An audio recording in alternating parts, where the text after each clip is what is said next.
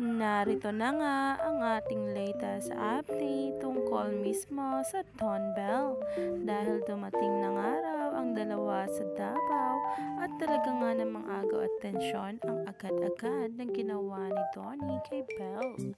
Grabe nga raw bumakot, tinaasan na kung saan nga talaga trending na ngayon.